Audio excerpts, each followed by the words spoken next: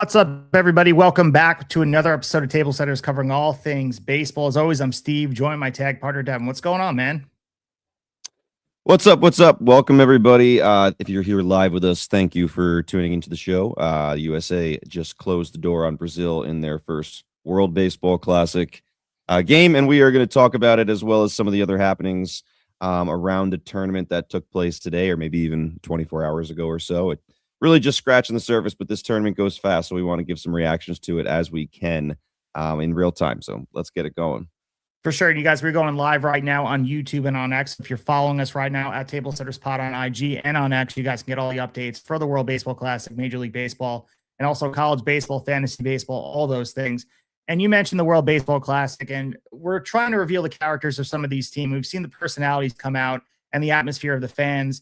And from the opening day of this tournament, the tournament establishes this rhythm distinct from the regular season of baseball that we're used to, and it's shaped by the national pride. And one of the things I took away, Devin, we'll talk about some of the atmospheres in these ballparks, I think really is the compressed urgency because of this international competition. You mentioned the shortened pipeline of where we're going to March 17th, and really it's a short time before we get there. I think obviously the early results are not going to determine the full trajectory of this tournament, but they are beginning to outline the structure, and the atmospheres feel electric in certain spots.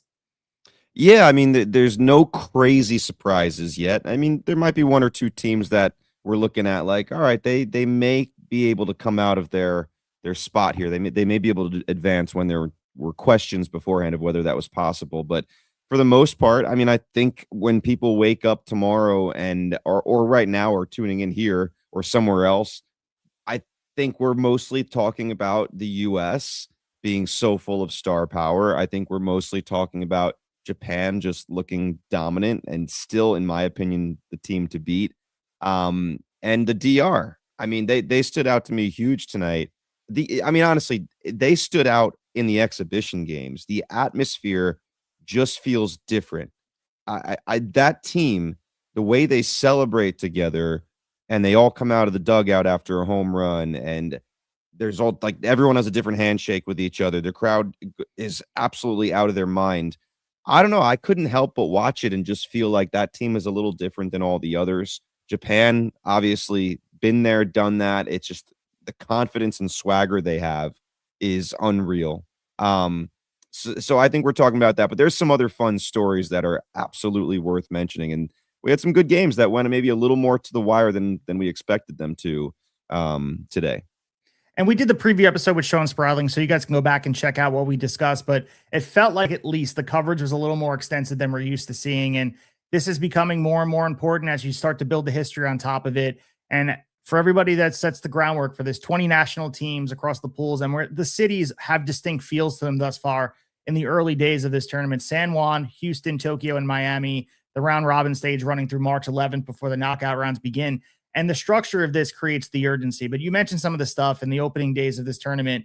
And Friday night gave us the first real taste of what this could feel like, of the energy, the packed stadium. So let's start with San Juan, because the night belonged to Edwin Diaz. The closer ran out from the bullpen. We had the Timmy Trumpet, the narco stuff, all the great stuff.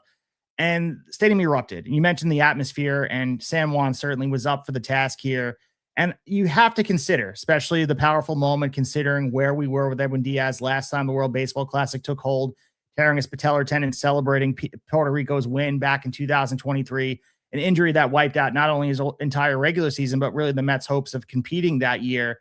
And this time the ending was perfect. He struck out the side in the ninth inning to finish Puerto Rico's 5-0 win over Colombia. The crowd, that was obviously home field advantage, went home in a frenzy. That, to me, we'll talk about the DR that took place in Miami, but the San Juan home field advantage, that feels like a difference right now in these opening days of the WBC. Yeah, I agree with you. That's really maybe the part of this tournament that isn't talked about enough. And I'm glad you brought it up at the top, because the atmosphere, that's where it's coming from. It's not just the players on the field. It's the fans there. And Puerto Rico pitching was fantastic tonight. Obviously didn't let up a run, but to see Diaz, listen, for those maybe tuning in for the first time, I'm a hardcore Mets fan. So I'll be honest, like, there's a little bit of bitterness from Mets fans, I think most of us, towards Edwin Diaz. His exit seemed abrupt. Whereas, and a little bit different than like the Pete Alonso exit and stuff like that, where you're like, all right, well, I don't blame the player for leaving. The Diaz stuff, I still feel like there's some stuff that was a little bit untold. Sounds like management was surprised they, didn't have a little more communication with him before a decision. But anyway, even with that being said, I can't help but be happy for him to go out there tonight and kind of put that behind him, the stuff from the last tournament, which has to be a nightmare that replays in his head over and over and over again, I would think.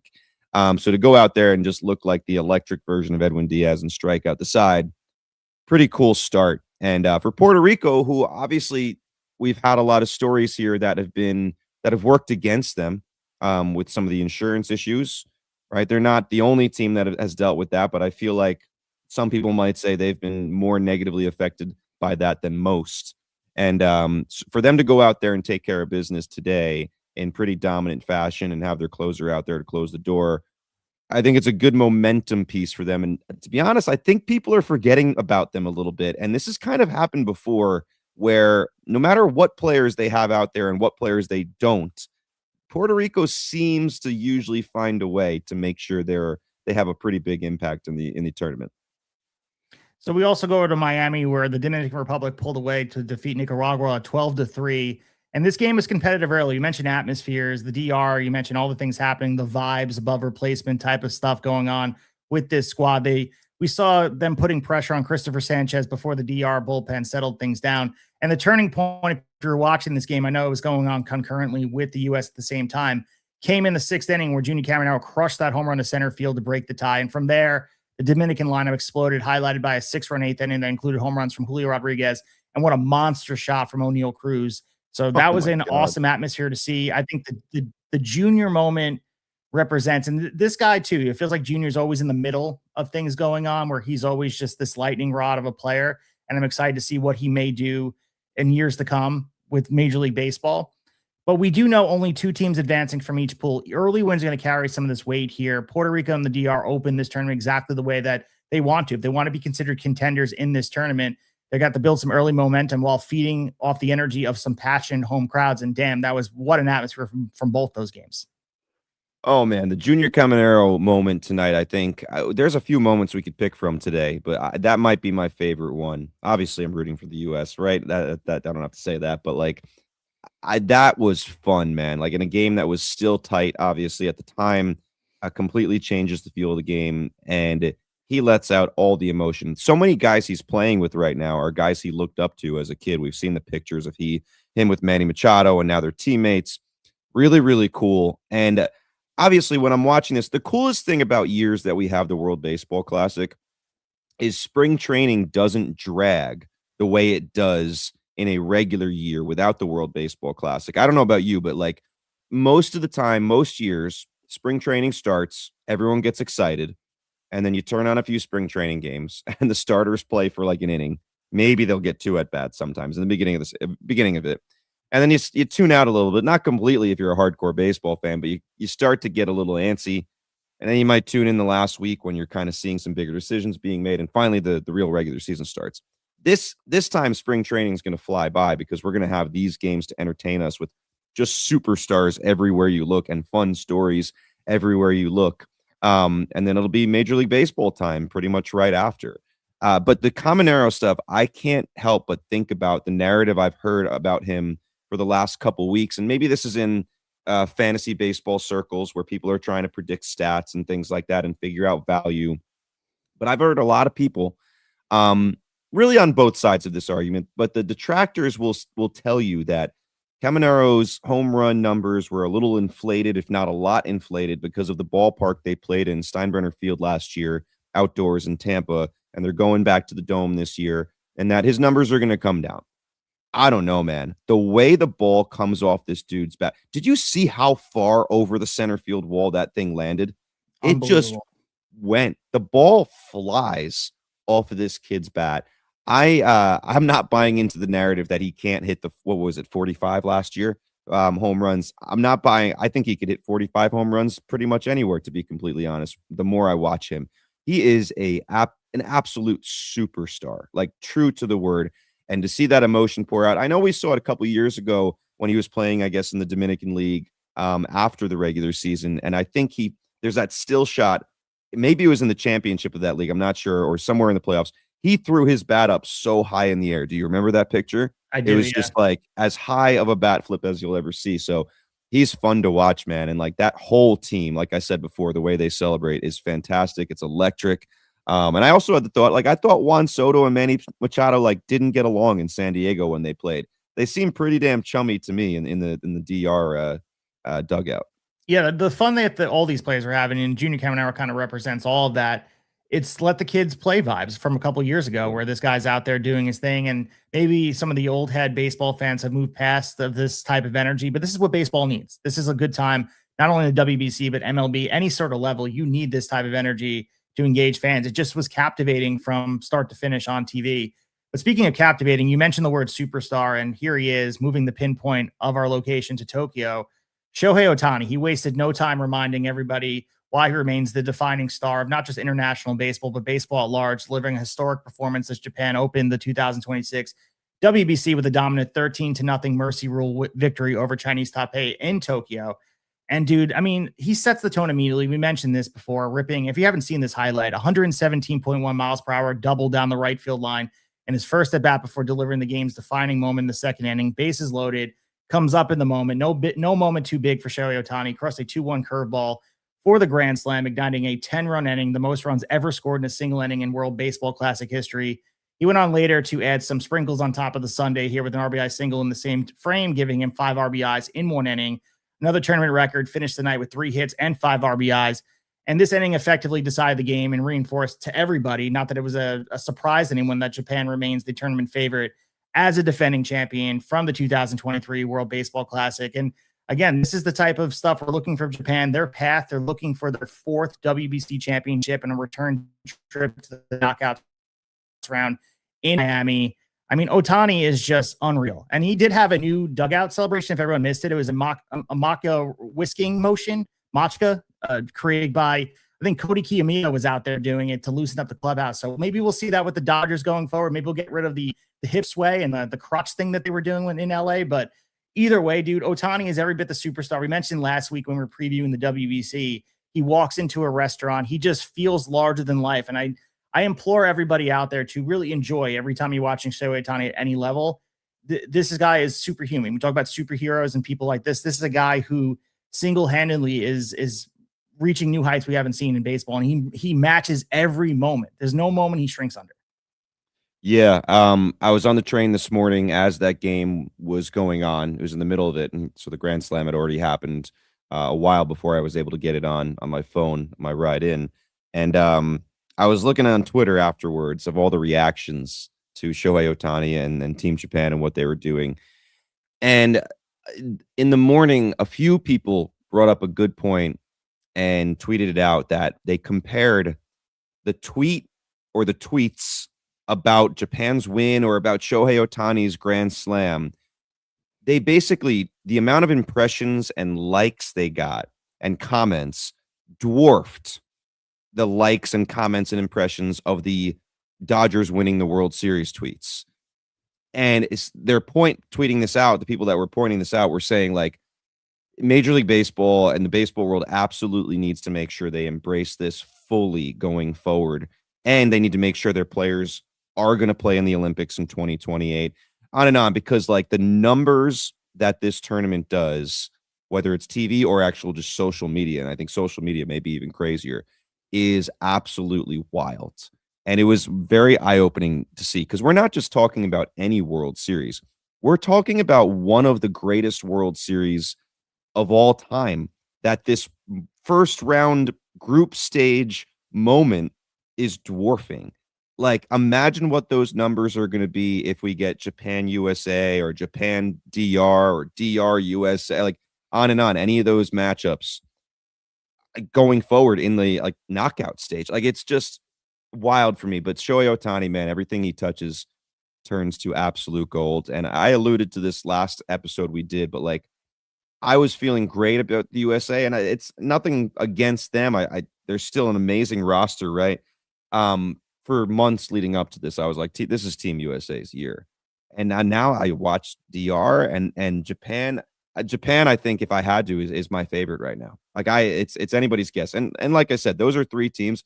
there's going to be some surprises here of a team we're not thinking about yet that is going to make a run, as always seems to happen in this tournament. I mean, Mexico, very interesting game against Great Britain, right? 2-2 into the eighth. Jonathan Ronda starts the kind of to break it open. Randy Rosarena has another World Baseball Classic moment. He seems to get up for this on defense once again with the throw. I think Mexico is a team that almost like Puerto Rico, they're being a little bit slept on, while the other three that I just talked about are getting most of the attention. Yeah, I mean, the Mexico and Great Britain matchup, the only thing I wanted to bring up here, obviously there was a lot of good moments there, and it kind of gets overshadowed by the things we opened up the show with, but got to talk about Nacho Alvarez's 394-foot solo home run off Jack Anderson. And after rounding the bases, kind of going viral a little bit, he wound up donning a Lucha Libre mask, which is obviously a nod to Mexico's wrestling's culture, which was awesome. It was one of the several creative dugout celebrations that highlighted a lot of the international flair. And the other one was in this matchup as well, where Great Britain answering the sixth inning, Harry Ford. We see a lot of moments from him, 361-foot home run off of Alex Carrillo. And he presents him, teammates present Harry Ford with the ceremonial Royal Guard outfit, complete with just close your eyes and imagine it. If not, go Google it. A faux bearskin hat, which is like reminiscent of the guards at the Buckingham Palace, and awesome stuff. This is the type of stuff we saw. I mean, even with the DR too, they get the jacket. This is a lot of fun stuff going on here. And again, this win for Mexico, if we want to talk about nuts and bolts of what it's doing for the tournament setting up, it starts a strong start for them. But it's like this is the appetizer, setting the tone for this tournament of introducing each country's superstars to the world. If you were watching this, how could you not be entertained by all the great moments we saw just in this small blip? And we still have 11 more days of action. Oh yeah, I mean I've raved enough about the DR and their celebrations. The jacket is fantastic, but the luchador mask that Mexico is using for their celebrations, it really popped me when I saw that one while that game was going on. I mean, maybe it's the wrestling fan. It's no secret Steve and I are big time wrestling fans, but I thought that one was really, really cool. And I also, before we get too far away from the DR game, I wanted to mention with Nicaragua, so cool for me to see Dusty Baker back in the dugout with the toothpick. Like, it felt like, as a baseball fan who grew up watching and learning to love baseball mostly in the 90s, and then until now, it just felt like home. Seeing him in like pictures and videos of him in the dugout again, just looking like Dusty Baker looks really cool to see. So I'm glad he's still around the game in a lot of different ways. So we're recording live right now. It's about to turn midnight here on the East Coast here on March 7th, and Chinese Taipei is running away against Czechia. There might be a mercy rule for them waiting for them. Chinese Taipei trying to get their first win. This is another team very, very talented. Some tough matchups to start. Czechia about to fall to 0-3. And Czechia for this game against Australia. Well, I was texting you yesterday just about Australia and some of the moments we saw over there. Obviously, Travis Bazzana is a guy that we've been watching closely. You have him rostered in our fantasy league, looking forward to things he's going to do. I mentioned to you how poised he looked. I really like the presence. And even if on the offensive side, you saw some flashes for sure, but even every ball that came to him, he didn't shrink under the moment. Just his presence of walking around on that field, feeling like he belongs. And there's a lot of different characters, kind of what we didn't mention as well. And the announcers were alluding to it on Fox over and over again about construction workers and teenagers and college students. And there's an eclectic mix of some of these guys, and we will discuss it during the U.S. and Brazil game, because there's some moments that you guys are never going to forget for a lot of these people here that are facing guys like Bobby Witt and Aaron Judge, and having moments that can really set the stage for a lifetime. A teenager, literal teenager on the field, pitching against national talent. And, I think for the Australia thing, they moved to 2-0, and there's some good moments here, of course, where I mentioned Travis Bazzana, but Australia did some things here. Curtis Mead hitting a 3-run home run. We saw Czechia miss the double play, kind of opened up the gates a little bit offensively. And Mead, who's now with the Chicago White Sox after last season straight from the Rays, he delivered some more moments in this tournament. And I'm not saying the Aussies going to win this whole thing, but there's some exciting moments and some exciting talent on that side of the field. Yeah, I mean, they've made their presence felt here early and kind of announced themselves as like, we're here to play and compete for real. And Travis Bazzana, man, he's an interesting piece, just Major League Baseball wise. Like, he hasn't been forgotten about, but there's been a lot of conversations over the last year of like, oh man, if the Guardians could redo that draft, they wouldn't have taken Bazana. And it's less about Bazana not being as good as people thought. It's more so about some of the other guys that were in that draft class, whether it be Nick Kurtz, whether it be Connor Griffin, things like that. But Bazana, man, I think people are forgetting how good this guy, his ceiling is very, very high, right? He can hit for power from a second base position that you don't get a lot of guys that can hit for that type of power. And he does pretty much everything well. Like, he's not amazing at everything. Power, I think, is the calling card, the hit tool. Listen, I think he'll be up with the Guardians at some point. I don't think it's the beginning of the season, but I said this recently when I did a little breakdown of Chase DeLauter's swing. Those two guys, DeLauter and Bazana, they're super necessary, and I mean soon, for the Cleveland Guardians to be able to have enough offense to support Jose Ramirez and the pitching staff to continue finding a way to be a postseason team, which they have seemed to scratch and claw their way every year. No year more unlikely than last year. So Bazana is a superstar in Australia, and I think he has the ability to, at some point, at the very least, be an all-star player in Major League Baseball.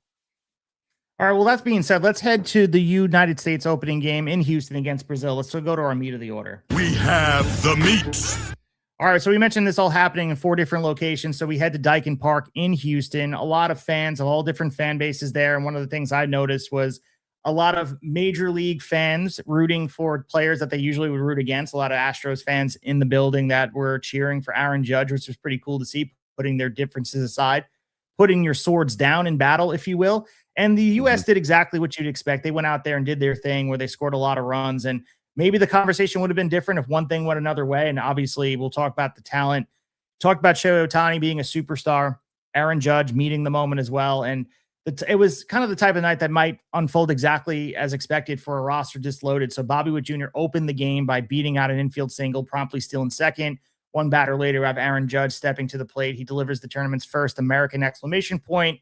Without seeing a strike in the at-bat, he attacked a 3-0 sweeper from Brazil starter Bo Takahashi, driving at 405 feet to left center field, and it was tracked at 106.5 miles per hour. So it was the first swing of Judge's WBC, and it instantly put the U.S. ahead 2-0. And they didn't look back, but there were moments in this, and some of the narrative that we want to talk about here is really how Brazil didn't back down under the moment. There's some other small moments you could discuss here where Brazil hung around for a bit. And of course, the boa constrictor that is this super talented roster of this relentless lineup from 1 through 9 with the U.S. made it look not as close as it was, being that the finish was 15-5. But at the end of the day, there were some question marks as far as what went on with the pitching. And yeah, you can have the announcers making it that Logan Webb was a little rusty and they'll be fine. But Brazil, for a team inexperienced and supposed to be a non-factor in here, there were moments in this game where I wouldn't say they made the Americans sweat, but there were moments where it's like, this is not a laugher as it should be. No, I feel like we were like one swing away from like, whoa, the U.S. might let this one get away. I mean, honestly, it was 2-0 early. The Brazil was able to get out of a jam. They got out of a few jams. Then it was 3-1 for a while. And then eventually there's that one inning where there's a bunch of walks and things like that. And the U.S. goes up, I believe, 6-1. And I think as a fan, you're kind of sitting there thinking like, all right, this is where it kind of opens up.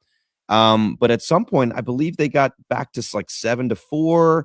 U.S. starts to pull away again. It just like every time it looked like the U.S. would pull away, Brazil kind of creeped back and kept it interesting until finally it did actually get away from them.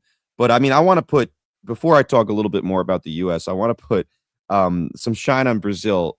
They're a fun team because there's a lot going on here. And I'm going to read this tweet for you that to me is hilarious just because it's true. The name of the person tweeting this is Christian _NYYST. He says, this Brazil team is absolutely wild. On this team, they have a guy that needed to use PTO from his construction job to play this tournament, a literal kid that needs a pass to go to the bathroom. We're talking about the high schooler Contreras that, you know, I'll mention a little more in detail, like you mentioned him already as well. A literal, I mean, I read that piece. Bo Bichette's brother and his Nickelodeon slime hair, and Manny Ramirez's kid, Lucas, insanity. And like, he's right. I was watching this, and I mean, Lucas Ramirez leads off the game and surprises Logan Webb. I believe. I mean, Logan Webb was fantastic after that, by the way, and that was the biggest difference we saw between these two teams. Like, it's like the third inning, and Brazil's trotting a bunch of different pitchers out there, and Logan Webb is just sitting pretty through like 4, no problem. Obviously, there's pitch limits that are not going to let people go much past 4, even if they're doing well. But Lucas Ramirez has a big night, standout night. Contreras, the 17-year-old kid, son of former major leaguer, right? He's got some legit stuff. First of all, let's just say that. But one of the coolest moments ever, I think, in the World Baseball Classic for someone on the losing side early in the tournament, to get Aaron Judge in a big situation to roll into a double play that ends the inning. I mean, he's gonna be the talk of the town, talk of his high school. Like, it's got to be one of the biggest moments in that kid's life, if not the biggest so far. But yeah, Brazil's fun, and maybe they'll make a little bit of noise here and give some people some scares. Yeah, you mentioned sort of the game feeling like it was going to go away. The bases loaded. Bryce Trang ripped a 3-run double to left field. It was 7-1 at that time. You and I were like, maybe we'll just go on early and it's going to be a mercy thing. But Brazil refused to fade. You mentioned the Lucas Rojo lining an RBI single, and then Victor Mascai launched the 2-run home run to left center field, and the deficit at that point was 7-4. Aaron Judge reached base. Roman Anthony delivered an RBI single to right field to extend the lead to 8-4. And from there, I mean, the American lineup sort of just crunched on this. I mentioned the boa constrictor of this lineup where it kind of unraveled for Brazil from there. There were some moments with the pitch clock violations and walks, and they couldn't control it, where the game got out of control pretty quickly with, 9-5 and then 10-5, and ultimately it was 15-5 to end this game. But there were moments for sure, as you mentioned before, like you mentioned the stuff with Contreras being a literal teenager and the Aaron Judge moment, but also the fact that they really outslugged the United States too, where the home runs. And I know that the announcers are making the conversation in jest by, if you would have put more money on that Brazil would at any point of this game lead in home runs over the United States, you would have made a lot of money. Because I mean, watching what they were able to do here and the celebration and just the pure love of baseball. That's the thing I took away from this, where there was a moment. I mean, Lucas Ramirez, who had already homered early in the night, launched his second home run of the game in the bottom of the half of the inning. And that was what made it 8-5. And even the announcer was saying the guy had 3 minor league home runs in his career, and he had 2 in this game against the Americans. So you can't predict baseball. That's what they say out there.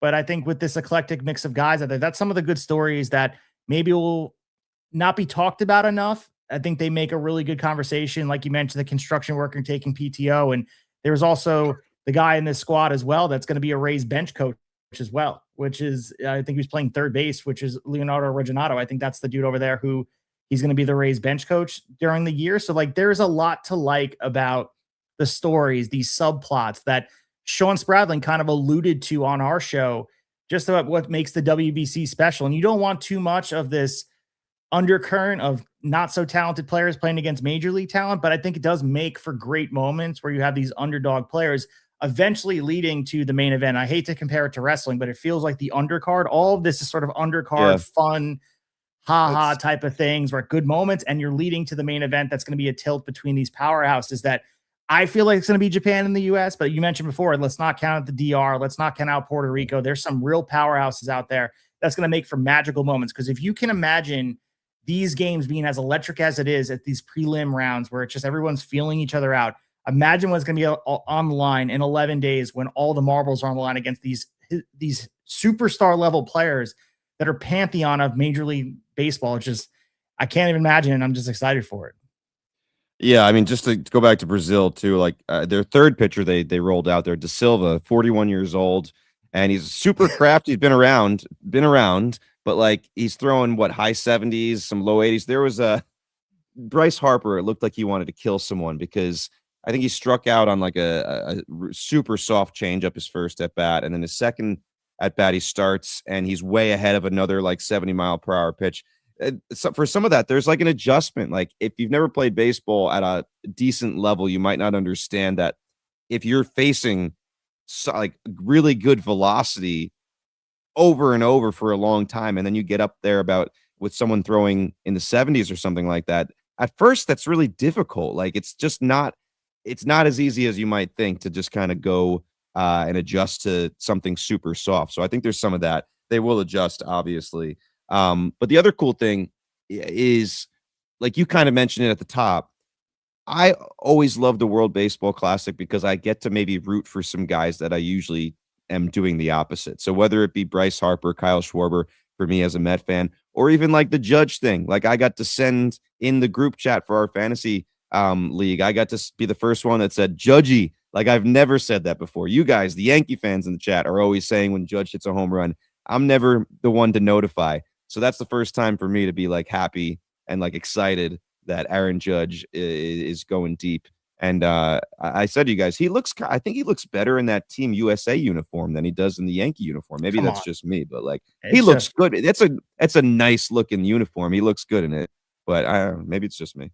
No, it definitely is just you. But I mean, he does look good in the uniform. I'm not denying it. But I guess the larger question. I'm not ragging on the Yankees. I'm just saying he looks good in the uniform. That's fine. He looks handsome, whatever he's in. I think, but that's my opinion. Him and Shohei can rock whatever jerseys they want. But I think really the larger question of what like all this was about, again, it kind of goes for not because it's a 15-5 win and the U.S. is starting to get their legs under them. They leave opening night exactly with what it needed, what it wanted to start this tournament, a 1-0 record in the Pool B, and an important early step towards the quarterfinals. And for long stretches of this game, we mentioned a lot of it. The American roster looked exactly like the powerhouse we thought it would be. Elite power at the top of the order, disciplined at bats throughout the lineup, and really the ability at any moment to create multi-run innings like almost instantly. Like, and again, that's what's going to happen when you have a lineup this deep.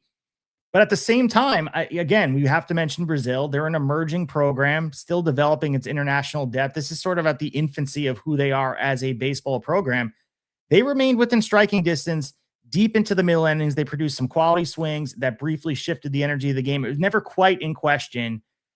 But I do think that raises a natural question. Is this simply maybe, I guess, the inherent volatility that an international tournament has here? Is that sort of the nature of this? Or does it highlight that maybe even a roster this talented cannot afford lapses against opponents ready to capitalize on small openings? So I pass it to you.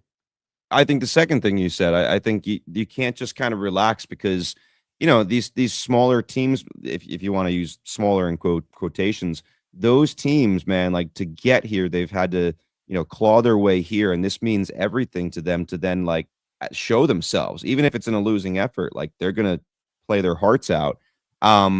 So your wrestling comparison was perfect before with the whole, like, yes, this is probably the undercard leading to the main event, but sometimes leading to the main event, you will get the occasional underdog story of someone going way further than they're supposed to. So we're waiting to see if one of those teams emerges this time around and someone takes down a giant at some point that you just never saw coming.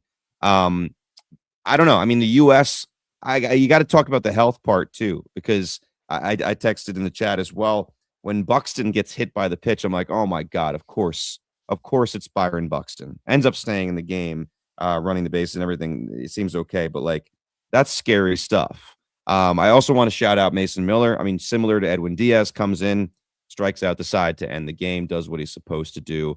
And you mentioned Bryce Terang. Roman Anthony also had a very nice game, 2 for 4, 2 runs, 2 RBIs, a couple walks, kind of the exact type of player that we expect Roman Anthony to be. So it's still a really well put together squad here. And, you know, you still haven't thrown Paul Skeens out there, Tarek Skubal, who we're going to see, I believe, next time in the Great Britain matchup. So a lot to look forward to. But no, I mean, I 100% think that any of these big teams at any time, if they do have those lapses or take their foot off the gas a little bit or put too much pressure on themselves and are squeezing the bats a little too tight one night, anyone can go down at any time, man. Like we see that in college baseball every week this year, right? Where these Titans are losing to these teams that have no business competing with them. This is a short tournament, man. Anything can happen in something, a setting like this. It's like March Madness in a way. Yeah, so you mentioned tomorrow we have Great Britain and the U.S. taking hold in Houston again. Tarek Skubal taking the bump for the United States. And again, this should be a win that you're looking at, that the Great Britain, who is 0-1, they're a team that is obviously not on a level roster-wise, depth-wise as the United States. This should be a win that, again, we don't know what we're going to get from Skubal. From all reports, this is the only game we're going to be seeing Skubal in this tournament, so we've got to appreciate him while he's here. Not sure how many innings we're going to get from him. It was interesting to see one of the big comparisons of this tournament. It's hard to adjust your mindset watching things like this. And one of the barometers of how much this means is watching Aaron Judge there to the end of the game, watching these superstar players that are not taken out of the games. This is not treated like an exhibition at all. And I'm wondering if Mark DeRosa is going to, obviously he has some things to handle with Tarek Skubal and some safeguards in place, some bumpers on the bowling alley, if you will. But I do believe Skubal's going to go out there and do his best to give it his all for this game and go out there and shut Great Britain down, because this is his one shot on this platform to be out there and represent his country. And I do think it means something. That's something I pulled away from this opening weekend, where in 2023, it had a vibe. In 2017, it had a vibe. This feels like it's took to the next level, where even these games that maybe don't have players that you recognize, it feels like it truly means something on a grand level. I mean, you mentioned the Jim Allen interview all the time, talking about Japanese baseball, MPB, and just how it is truly an international footprint and just a week-long party in Japan. And you feel that through the TV. I understand it was early in the morning on the East Coast watching those games and watching the highlights, but the Tokyo Dome was rocking. And this means something to them, almost to the regard where it feels like US is sort of catching up to that, where there was a buzz in the baseball community tonight. And it was really awesome to see. Oh, yeah, there's no doubt. US is getting there. I don't know if we've gotten to that level of Japan yet as far as how much this means. Players, fans, all combined, but I think we're getting closer. I mean, seeing guys like Aaron Judge and Paul Skeens out there and fully committing that's what starts making it feel more important to everybody. If you read any of Aaron Judge's quotes, or Paul Skeens' quotes especially, he's made it clear, like, he thought he was going to serve his country, and this is like, to him and where he is in his life now, maybe the closest he could get to that and put USA across the chest. So I'm super proud to be there. And it's exciting to see that it matters to these guys. Even like watching Venezuela, there was a part where Acuna, I think he was on deck, or maybe he had just scored and someone else was coming around. It's one or the other. But he's trying to tell the guy to get down, and he literally dives down on the ground to do it, and then jumps up in celebration when the guy scores. And I'm like, Acuna is always flashy, but he's usually kind of casual. This dude is like, this is the first game of the tournament, and he's like fully into it, putting his body down on the ground. Like, it's just cool to see some of these guys get into it that much. I just had one more question. I keep on forgetting to ask you. I know we're going to come to a close in a few minutes, but I want your opinion here. Do you think, because we've had this conversation with spring training, like if someone has a hot spring training, do you believe that's going to carry into the season? If someone has a really great tournament, do you think that can carry into the season, or do you think the energy is so different that maybe not? And I'll give you the specific two guys that I'm thinking of, and then you can give me your answer. Junior Caminero, whether it be the exhibition the other night or this game, and I just feel like it's going to keep on going for him. I already have this sense that he is going to have an absolute monster season. And then there's O'Neal Cruz, who before this tournament was doing really well in regular spring training, and then hits that absolute insane bomb tonight. And I saw someone tweet, O'Neal Cruz, oh my God, he's going to have such a big season. And for him, I just don't feel that way yet. I guess I've been hurt too many times, as a lot of other baseball fans and fantasy owners have been. So your thoughts, like, is this something that you think can be carried into the regular season of Major League Baseball?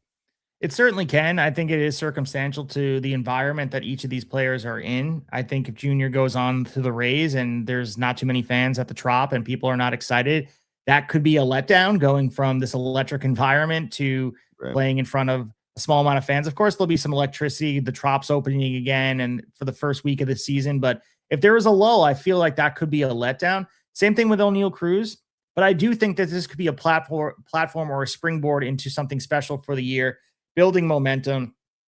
In a lot of ways, I think it's more of a precursor, and I do buy more into these stats than I do spring training, which is ironic because, as we mentioned before at length, there are some pitchers on this mound that will never see Major League Baseball. In a lot of ways, they are less quality arms than we actually have in spring training, which is ironic. But I do feel like the competitive level and the compete, there's something tangible about that can be translated into Major League Baseball games, where there's some warming up out of the gate for in late March, early April for some of these teams that have to understand it is a marathon, not a sprint.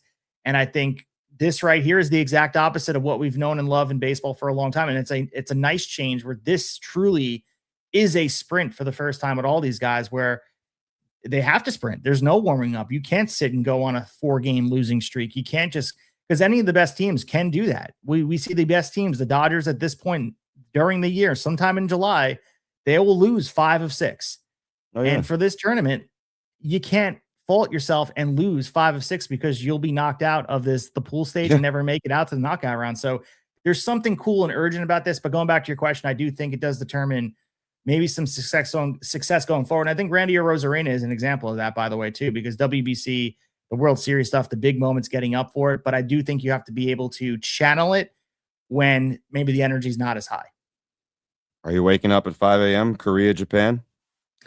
I'll be following it. I'm not going to be up watching it, but I will be up probably. I mean, we'll be able to catch some of it going forward. Yeah. So I think that's, I mean, maybe we get a better read on how good Japan is tomorrow. Like I felt like they kind of didn't even break a sweat this morning.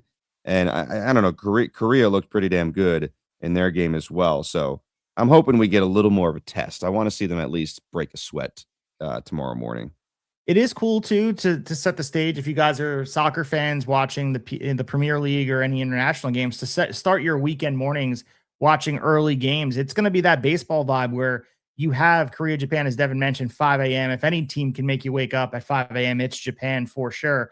But Colombia and Canada, 11 a.m. And then you continue the day with a noon start with Netherlands and Nicaragua. And then you also have Brazil and Italy at 1 p.m., Panama and Puerto Rico at 6 p.m., Israel kicking off as well against Venezuela at 7 p.m. and then Great Britain 8. So you could dedicate your whole day to international baseball. Dan, that's a beautiful thing.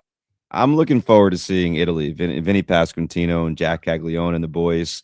Someone tweeted the other day, it's just like a bunch of Americans with the most Italian last names ever. I think they have the potential to be a fun team and come out of the group there. So that's one team I'm like very eager to actually see them play out there together. And just, I think, you said they start against Brazil tomorrow in the middle of the day. So that'll be one I'm looking forward to. So if you guys have stumbled upon us because you're into international baseball and you like what you hear over here, again, stay along for the ride. At Tablesetters Pod on IG and on X, join along. We are talking international baseball. We'll keep you guys covered throughout this whole World Baseball Classic. We will certainly go live after some of these games. We won't be going live tomorrow after the Great Britain game, but we'll find other games to go live after and post some reactions. And of course, we'll be back next week with fantasy baseball talk, getting ready for our own home league draft and some other drafts out there. And also, while we're at it, while we have a couple minutes here, I want to give a shout out to Fantasy Pros. Devin and I officially are on the Fantasy Pros website. And I actually was texting with the Welsh yesterday on Instagram. He was going back and forth with us saying that someone did a mock draft and Devin popped up on there saying Devin liked your draft based on what the algorithm and what his ranking said. Nice. So we're on there. So if you guys are looking for some help in your draft, there's some great experts on there. Obviously Scott White, CBS Sports, but there's many names on there. And I don't want to name all of them. I'll forget somebody, but they're providing access to them. And it's a really cool platform that they're allowing us to. We love the collaboration with a great site, and it's very intuitive. And if you guys are having a fantasy draft somewhere down the line, sign up for Fantasy Pros, check it out, and then utilize our expertise. Devin and I, we were comparing our ranks. They're a little bit different, which is cool because you can kind of see, it allows you to see how far apart we are on some players. And I think the most discrepancy we had was Gabriel Moreno, which was interesting. We'll talk about that another time, but you and I are decently far apart, 50 spots apart on Gabriel Moreno, which is interesting. Damn. Yeah, there's you and I were talking also, it's like, because there's a bunch of other experts on there and you can see their rankings too, they'll show you after you do your own rankings how far apart you were on average from other people.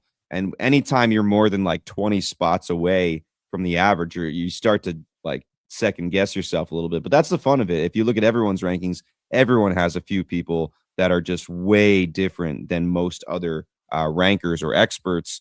And I actually believe Welsh and Bogman and they do the is in this league podcast. I think they just did an episode based on that, where it's like they looked at all the experts on the ECR and found like one or two guys that were ranked way differently from each person to like see who people really liked, like on an outlier basis, basically. But yeah, check that out. If you've ever used Fantasy Pros, obviously a really good tool. You can sync your league there. And you'll see Steve and I, the Tablesetters logo there in our rankings. If you believe in us, use our rankings and maybe we help you out.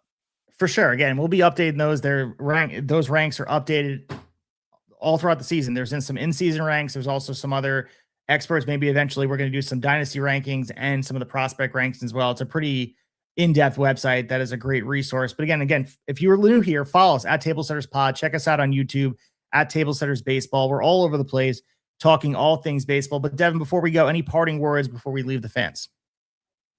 No, man. I mean, let's go USA. Like, that's a good start for them. You know, we're going to be impartial in our coverage, but make no bones about it. Steve and I here, we're rooting for the red, white, and blue to go all the way this year. Take it from Japan, take it back. But yeah, no, it's fun. And also, I mean, college baseball, if there's any college baseball fans here, Steve and I are doing our best to cover that as well. So this is like a one-stop shop. If you do start to follow us, you'll notice that we are very, very dedicated to getting podcast episodes out there weekly, at the very least once a week. And at this time of year where you have WBC, college, spring training, we're going to be doing division previews soon. It's at this time of year, it's actually typically more than once a week. So we think you'll like what you hear if you stay with us. And thanks for tuning in. So again, if you guys want to support the show even further, leave a 5-star review. You guys also go to Dugout Mugs, use code TS10 to save 10% at checkout. As Devin mentioned, we'll be back next week, maybe multiple times, getting ready for those division previews. So stay tuned to the socials about when we'll be back. Enjoy the weekend of baseball. Let's go USA. And as always, happy baseball.